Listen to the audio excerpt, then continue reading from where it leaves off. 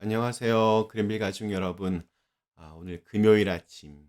오늘도 이렇게 매일 한 말씀으로 또 오늘 하루를 시작하는 모든 분들에게 하나님께서 주시는 새로운 회복의 은혜가 있기를 간절히 기원합니다. 자, 오늘 저희는 사무엘하 12장 24절에서 31절의 말씀으로 함께 이 아침 시작하도록 하겠습니다. 사무엘하 12장 24절에서 31절의 말씀. 다윗이 그의 아내 밧세바를 위로하고 그에게 들어가 그와 동침하였더니 그가 아들을 낳음에 그의 이름을 솔로몬이라 하니라. 여호와께서 그를 사랑하사 선지자 나단을 보내 그의 이름을 여디디아라 하시니 이는 여호와께서 사랑하셨기 때문이더라.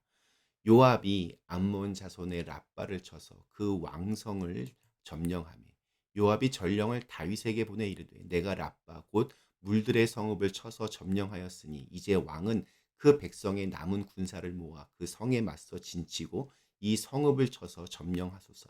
내가 이 성읍을 점령하면 이 성읍이 내 이름으로 일컬음을 받을까 두려워하나이다 하니 다윗이 모든 군사를 모아 랍바로 가서 그곳을 쳐서 점령하고 그 왕의 머리에서 보석 박힌 왕관을 가져오니 그 중량이 금 한 달란트라. 다윗이 자기의 머리에 쓰니라. 다윗이 또 그 성읍에서 노략한 물건을 무수히 내오고 그 안에 있는 백성들을 끌어내어 톱질과 썰해질과 철 도끼질과 벽돌 구이를 그들에게 하게 하니라. 암몬 자손의 모든 성읍을 이같이 하고 다윗과 모든 백성이 예루살렘으로 돌아가니라. 아멘. 네, 아이가 하나님께로 돌아가자 다윗은 다시 일상으로 돌아왔습니다. 하나님의 뜻을 받아들이고 새로운 삶을 살기로 결단한 것입니다. 하나님은 다윗에게 새로운 아들을 선물로 주셨습니다. 우리 24절에서 성경은 처음으로 이 밧세바의 이름을 언급합니다. 그 전까지는 계속 우리아의 아내로 등장했습니다. 또 24절에서 처음으로 밧세바가 다윗의 아내로 그렇게 불립니다. 그러니까 이제는 바뀝니다. 하나님은 다윗과의 언약을 잊지 않으시고 성실함으로 계속해서 자비와 은혜를 베푸십니다. 마치 그 노아의 홍수 이후에 무지개를 허락하시고 새로운 세상이 펼쳐진 것처럼 하나님은 다윗을 심판하신 이후에 새로운 생명과 가정을 다시 허락하셨습니다. 새로 태어난 아이의 이름을 솔로몬이라고 지었습니다. 솔로몬은 하나님의 평화라는 뜻입니다. 이 평화라고 하는 히브리어 단어가 바로 샬롬입니다. 즉 솔로몬은 샬롬과 같은 어원입니다. 또한 하나님은 나단을 보내셔서 이 아이의 이름을 여디디아라고 말씀하셨는데 그 뜻이 여호와께서 가장 사랑하는 사람이었습니다. 참 놀랍게도 이 이름은 다윗과 거의 같은 뜻입니다. 다윗의 그 이름의 뜻도 사랑받는 자라는 뜻입니다. 그러니까 이 여디디아는 다윗의 개정판인 셈입니다.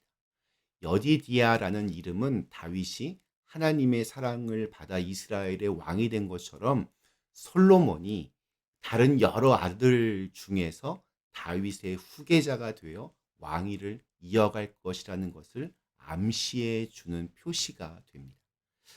다시 말해 하나님이 다윗을 징계하셨지만 영원히 그를 버리신 것이 아니며 솔로몬을 다윗의 왕권을 이을 또 다른 다윗으로 선택하셨다는 사실을 그 이름을 통해 암시해 주고 있는 것입니다. 놀라운 복선이 여기 그 이름에 깔려 있습니다. 성경은 아무렇게나 기록된 게 아닙니다. 굉장히 치밀하게 그렇게 기록되어 있습니다. 다윗과 밧세바 사이에서 태어난 첫 아이는 죽었는데 두 번째로 태어난 솔로몬은 하나님이 사랑하셨습니다. 왜 그럴까? 그것은 하나님 앞에서 다윗의 자세가 바뀌었기 때문입니다. 그는 주님께 온전한 회개와 애통하는 심령이 있었기에 회복되었고 하나님은 그것을 기뻐하셨습니다. 다윗이 회개하며 지었던 시로 알려진 시편 51편. 여기엔 다윗의 정말 그 절실한 간절한 마음이 담겨져 있습니다. 저는 10절에서 12절 말씀 참 되게 좋아합니다. 하나님이여 내 속에 정한 마음을 창조하시고 내 안에 정직한 영을 새롭게 하소서. 나를 주 앞에서 쫓아내지 마시며 주의 성령을 내게서 거두지 마소서. 주의 구원의 즐거움을 내게 회복시켜 주시고 자원하는 심령을 주사 나를 붙드소서. 구원의 즐거움을 내게 회복시켜 달라는 다윗의 간절한 기도가 응답되었습니다. 진실하게 기도하며 하나님을 예배하는 사람은 어떤 상황이 벌어지더라도 하나님의 자비와 은혜를 경험하게 됩니다.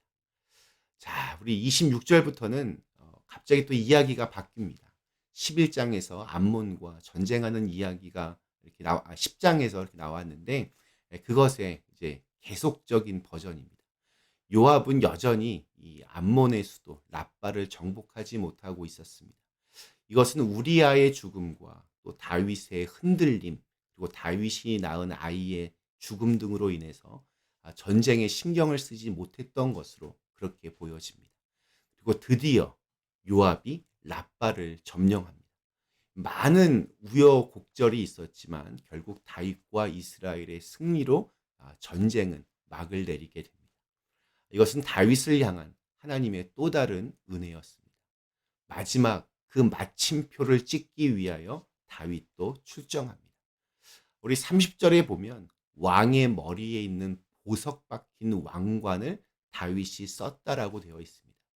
왕의 머리는 실제 왕의 머리를 가리킬 수도 있지만 우상의 머리를 가리키는 것 같습니다.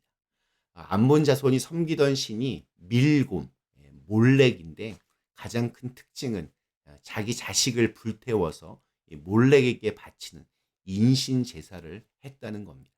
그것이 암몬 자손의 아주 악함이었습니다. 이 밀곰, 몰렉 그 우상머리에 씌워놓은 것을 왕의 머리라고 했을 것입니다.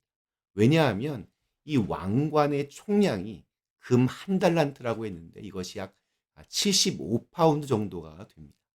그러니까 웬만한 큰아이 이 무게에 해당합니다. 그 무거운 것을 누가 머리에 계속 쓰고 있겠습니까? 말이 안 됩니다. 다윗도 그러니까 상징적으로 잠깐 썼다 벗은 것이지 계속 썼다가는 목에 디스크가 왔을 겁니다. 다윗은 암몬 왕도 잠깐 썼다 벗고 또 평소에는 주로 이 밀곰, 이 몰렉 우상의 머리에 이렇게 씌워놓았던 왕관을 자기가 대신 취함으로 이제는 내가 암몬 자손을 다스리는 왕이다 하는 것을 상징적으로 보여준 행동이었습니다. 우리 31절 마지막 31절에 보면 톱질과 썰해질과 또 철도끼질과 벽돌구이 이런 것들이 등장합니다. 랍바 성읍을 정복한 다윗이 이 암몬의 백성들을 끌어내어서 힘든 노역을 시킨 것을 말합니다. 자, 그런데 이게 다른 때와는 상당히 다릅니다. 다른 곳을 정복했을 때는 이런 식으로 했다는 기록이 없습니다.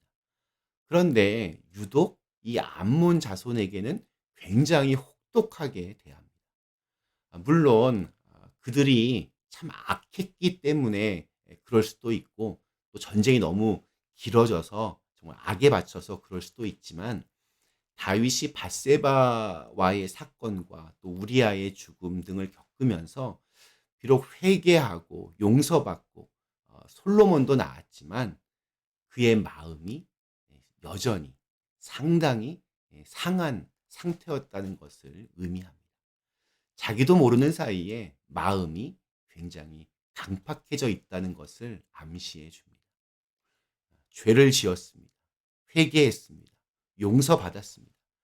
그래서 아이가 죽었지만 또 다른 아들 솔로몬을 받으며 위로를 받았습니다. 또 전쟁에서 승리했습니다. 그러나 마음이 상한 것이 여전히 있었다는 겁니다. 바로 이 감정이라고 하는 것이 이렇게 무서운 겁니다. 우리가 은혜 뭐 한두 번 받았다고 쉽게 변하는 게 아닙니다. 찬송가의 가사처럼 내가 매일 십자가 앞에 더 가까이 가야만 우리가 받은 은혜를 유지할 수 있습니다. 오늘 우리에게 주신 하루 그렇게 주님 앞에 한 걸음 더 나갈 수 있는 그런 날이 되시기를 간절히 기원합니다. 잠시 함께 기도하시겠습니다. 사랑의 하나님, 새로운 은혜와 새로운 회복이 다윗에게 주어졌습니다. 날마다 새로워지는 은혜가 우리 모두에게 있게 하여 주시옵소서. 예수님의 이름으로 간절히 기도드리옵나이다. 아멘.